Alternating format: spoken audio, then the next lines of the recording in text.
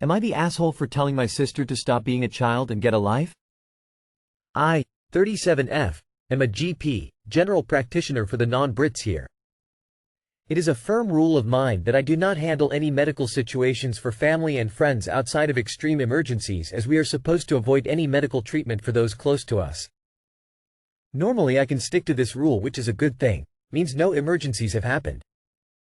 However, this morning my cousin called me worried about if she should take her 3-month-old son to the hospital, not wanting to go if it was nothing, and while I'd normally tell her to play it safe, I live a couple of minutes away, so I just drove over.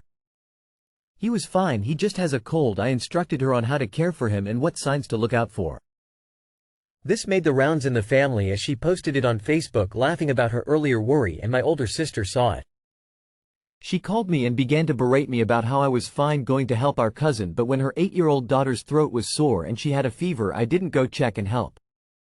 I pointed out that I'd brought my niece books and visited her, but no, I didn't medically check her as she's not a baby and my sister is definitely not a concerned new parent. My sister, being the understanding and patient woman that she is, told me that it was the principle of the matter and it showed that I didn't care for my niece.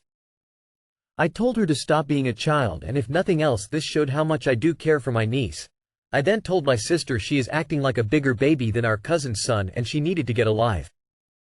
I feel bad for snapping like this, but I hate how she questioned if I care for my niece. Because I adore that girl. The two situations to my mind are very different, but perhaps I should have been more patient all the same. Not the asshole. An 8-year-old kid can tell the parent exactly where it hurts. They go to school and can write and do basic math, for God's sake. A 3-month-old can't do any of that. They can't even tell you if it hurts anywhere, they only communicate with crying. You did the right thing for showing up for cousin. Do I guess right when I think this was not the first time family had tried to wrangle you into treating them? Not the asshole. Medical plus ethical rules. I'm sure you only went over to the cousins because it was a baby, so therefore more immediate and dangerous situation, plus your cousin is a new parent, so worth breaking rules for slightly, but as your sister is an experienced parent plus her daughter is 8, so less of a risk, it would have been fine for her to just go to the hospital. Not the asshole. Stick to your rules and ethics. Not your fault your sister temper is childish. Not the asshole. Someone's 8-year-old having a sore throat is obviously not an emergency. A new parent worried about the health of their newborn could be. You did the right thing, and I don't blame you for snapping. If my sister told me I don't love her child because she got her feelings hurt, that I'm not at her beck and call, I would snap too. Let's see, an 8-year-old with a sore throat compared to an infant with a cold. A cold probably causing a fever and obstructed, labored breathing. Not the asshole. Your sister's reaction seems more about her insecurities than your actual actions. You were clear about your boundaries through medical advice, and it would be unfair for him to judge you based on a different situation. Frustration is understandable when someone questions your care for loved ones, especially when you're trying to balance professional ethics and personal relationships. It may help to have a calm conversation with him about how you can support each other without crossing boundaries. Not the asshole, but your cousin is for posting about it on Facebook. Am I the asshole for telling my wife her reaction to a waitress not taking a picture was odd? I, 37M, met my sister in commonly visited city a few weekends back. My wife, 37F, came with me and my 2 kids, 8F and 6M. The restaurant was nice, and she asked the waitress to take all of us a picture and she said, "That's not part of the job," and walked away. I offered to take the picture instead, but she wanted all of us to be in it, so whatever. When the bill came, she snatched that shit and made sure to put 0 tip over the picture. I would HSVE tipped her cash, but my wife would told the waitress to give it back, and I didn't want to embarrass her like that. Anyways, when we were driving back to our hotel, I told her that I thought tipping 0 was a bit mean. I mean, me personally, I would have just taken the picture, but I guess in the job description nowhere did it say, "Take pictures for customers." I also said her reaction was a bit over the top. She said that if she didn't want to do stuff like that, working at a tourist city wasn't for her. Before I could say something back, she put in her AirPods and straight up ignored me. Am I the asshole? I am with your wife on this one, to be honest. It takes a person 5 seconds to snap a photo. And thus probably get a nice tip. Instead, the waitress is a snot, she deserved to be stiffed. We are so auto-programmed to tip no matter what. That service and demeanor has gone out the window with some serving staff. I do not think you are the a-hole, but neither do I think your wife is out of line.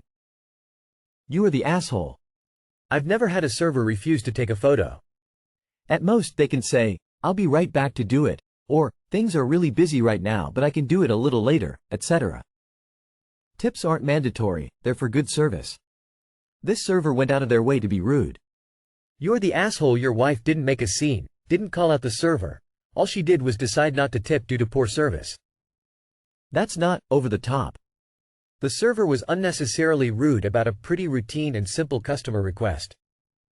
Personally, I'd probably just have tipped less, but that's not the requirement. It's not part of her job. She's spot on. It's also not required to provide a tip, it's at your discretion. Longtime server here and I have been asked literally dozens of times to snap a photo. Is it a pain in the ass? Usually, especially when I'm busy, but suck it up, buttercup. The server was rude as hell and I would have done the same thing as the wife. Why would you give her extra money for being rude to you? You are the asshole. Am I the asshole for outing my friend that her baby voice isn't her normal voice? I have a friend that I'm really close to that has social anxiety, so she hasn't been out with my friends before. She finally decided to come with us, which was exciting, but she spoke completely differently. I don't know how to explain it, but she was talking in a baby voice? Or many an anime voice? She just sounded not like herself at all. She sounded like 12 years old. When she went to the bathroom, my friends immediately asked me why she sounds like that. One of my friends said, "She sounds so young, WTF." Another said, "No one sounds like that, she's clearly faking it for some reason." I admitted that yes, she was faking it, which was obvious. But I wasn't sure why she was talking like that. There were guys there that I'm friends with. Maybe she has a crush? Or just nervous? No idea. But after the hangout I asked her why she was talking like that and she played dumb. She said, "I was talking differently? Sometimes I act different around different people." I said it wasn't just that, she sounded young, way younger than she is. She said it was just something she was trying out and that she hopes no one noticed. I said of course they noticed, I told them that wasn't your real voice.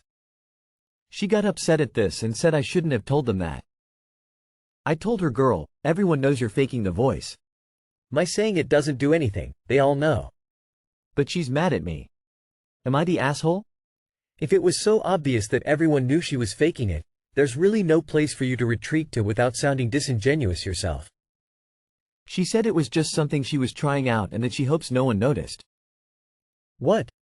Is she from the Elizabeth Holmes school of fake your voice and affectations and pretend that nobody knows when they clearly all knew right away?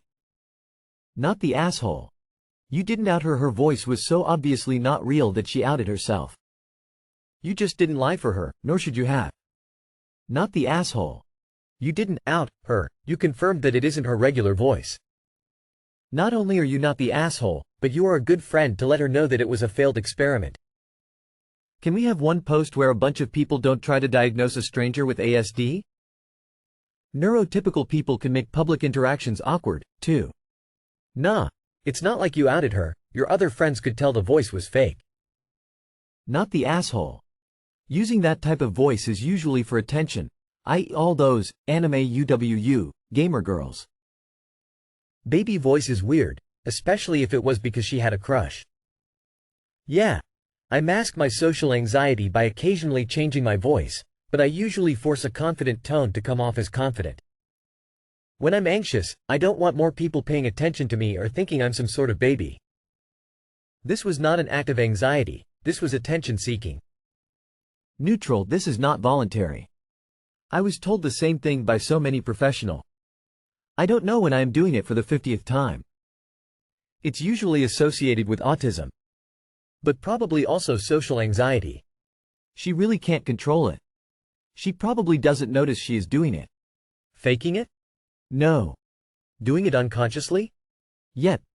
Best thing to do is to explain this correctly to your friend. Talk to her before though. Edit. I am blind, I did not read the thing through. She didn't tell you in advance she wanted you to cover up for her, and you didn't choose to lie to your friends. Nothing wrong with that. She's a little bit of an asshole for getting mad at you. Not the asshole. Am I the asshole for refusing to do Thanksgiving this year? I'm 40F, and I have 6 sisters. My 2 older sisters are 44 and 47, and my 4 younger sisters are 38, 36, 34, and 32. We've always been a close-knit family, and for the past decade, I've taken on the responsibility of hosting Thanksgiving at my house. I enjoy having everyone over, but it's a lot of work, especially since we all have at least 2 kids each, all in the age group 5-15. It's chaos, but joyful chaos.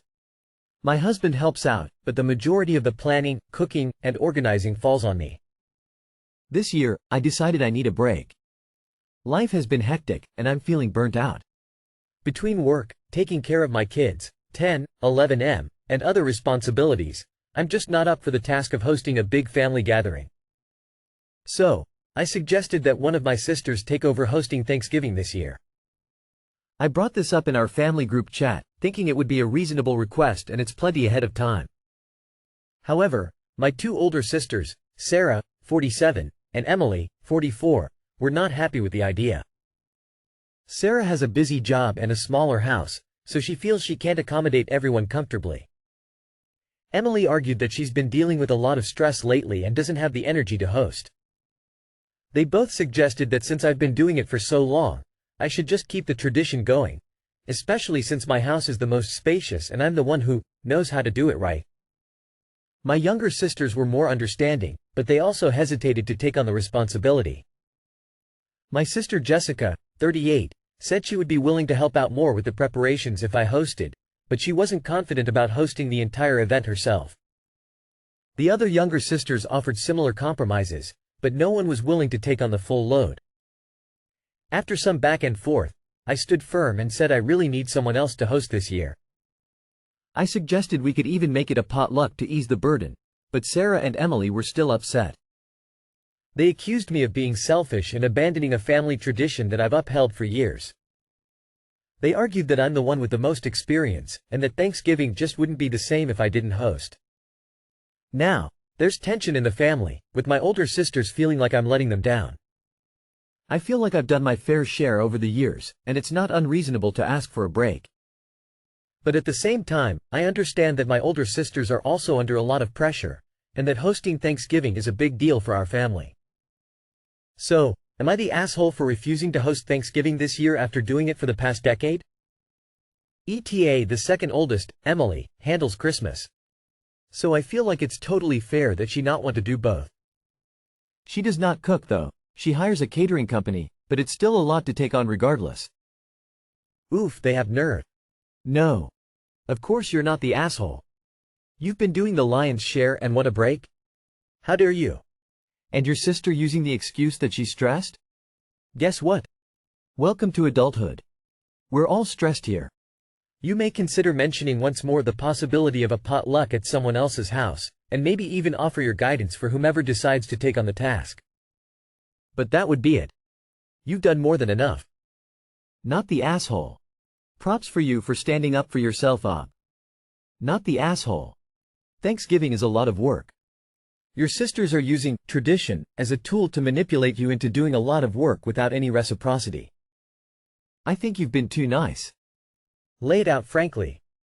Either the work of hosting Thanksgiving becomes more equitable or you're never hosting your sisters again. Not the asshole, obviously. Fascinating how these alleged family traditions are so important to those who refuse to share in the considerable burden, time, expense, and effort. Hope you can go to a nice restaurant, doubtlessly with an appropriate feast available, and have a nice relaxing day. Not the asshole. My family is larger than yours. My oldest sister hosts because she has the space and is willing to do it. Potluck, everyone tends to bring the same thing each year. After eating, the men, including nephews, do the dishes. Same thing at Christmas with a different host. We always bring food to family gatherings no matter the occasion. My kid's birthday party and my siblings are bringing food. It makes hosting so much easier. That's how my family did me for years. I was becoming more and more ill. The last year I hosted I didn't even eat, I had to go lay down as soon as I finished cooking. No one did the dishes and no one thanked me for doing all the hard work. The next year I made reservations at a restaurant.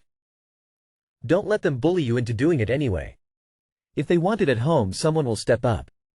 Stay strong. Don't give in.